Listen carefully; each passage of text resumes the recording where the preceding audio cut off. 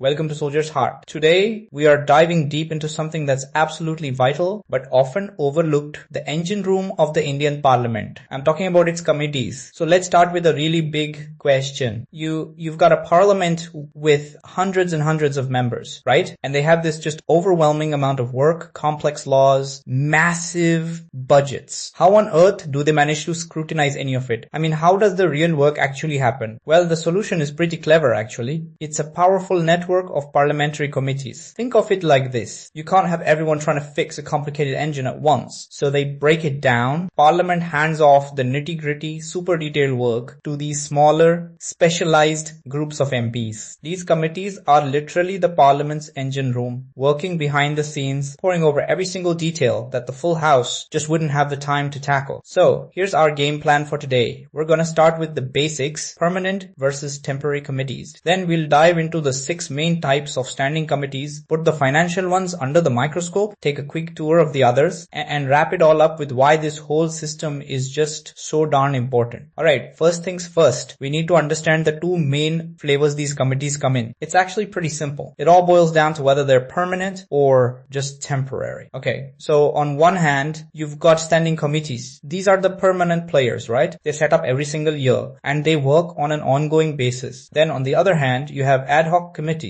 Think of these as special task forces. They're assembled for a very specific mission. And once they've submitted their report and their job is done, poof, they're gone. Now, for the rest of our time together, we're really going to focus on those permanent standing committees. They are truly the backbone of the whole system. And to make sense of them, they're neatly organized into 6 different categories, each with a very specific job. And just look at this list. It gives you a real sense of just how much ground these committees cover. We're talking about everything from following the money trail with the financial committees all the way down to making sure the data minus. State business of the house runs like a well-oiled machine. Okay, let's zoom in a bit. We're going to start with what are arguably some of the most powerful and watched committees of all the financial committees. If you want to know how Parliament keeps an eye on the government spending, well, this is where the action is. This table is super interesting because it shows you the power dynamics at the play. Take the Public Accounts Committee. Its whole job is to audit the government spending, basically checking the work of the Comptroller and Auditor General or SEG, and get this. Its chairman is always from the opposition. That is a huge built-in check on the government, right? Then you've got the Estimate Committee. Now this one's different. It's made up only of members from the Lok Sabha, the lower house, and its job is to poke and prod the budget to find ways to be more efficient, to save money. Okay, beyond the big 3 financial ones, there's a whole world of other committees. Let's take a quick tour of these specialized groups, the real gears that make the whole parliamentary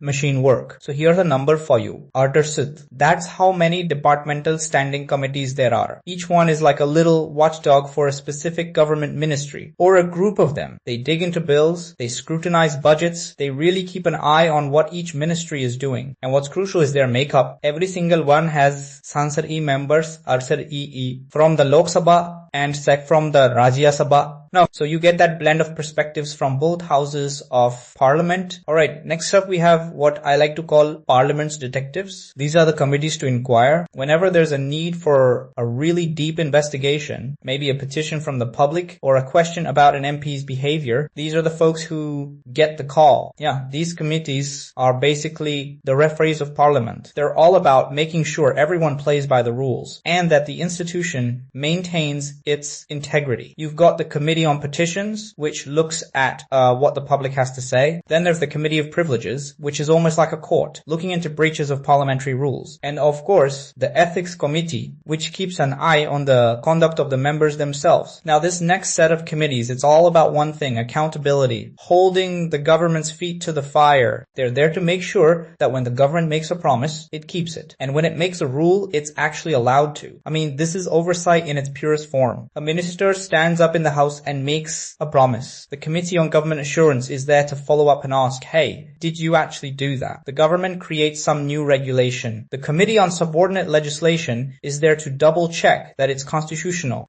It's a non-stop accountability check. And last, but definitely not least, we have the committees that handle all the behind-the-scenes work. They're the ones who make sure Parliament itself can actually function day in and day out. You could call them the housekeeping committees. You know, we don't often think about this stuff, but it's absolutely essential. Who decides how much time is spent debating a bill? The Business Advisory Committee. Who sets the rules for procedure in the House? The Rules Committee. They even manage things like the Parliament's library and MP salaries. Without these guys, the whole operation would just fall apart. Okay, so we've taken a pretty detailed tour of Parliament's engine room. Let's pull back for a second and really nail down the big takeaway, why this whole system is so incredibly important. When you strip it all away, this is the core idea. These committees are where the real, detailed, and this is key, often non-partisan work of lawmaking actually happens. It's done away from the cameras and the public shouting matches of the main chamber. It's where experts can actually examine legislation and government spending in a way that's just impossible for the full house to do. That's why they are, without a doubt, the true engine of parliamentary oversight. Alright, to wrap things up, here's a quick question just to see what's stuck. We've talked about a bunch of committees, right? But we really zoomed in on those financial committees. So looking at these options, which one of them is not a financial standing committee? Think about the jobs we described for each one. Which one's role is totally different from managing the money? Thank you.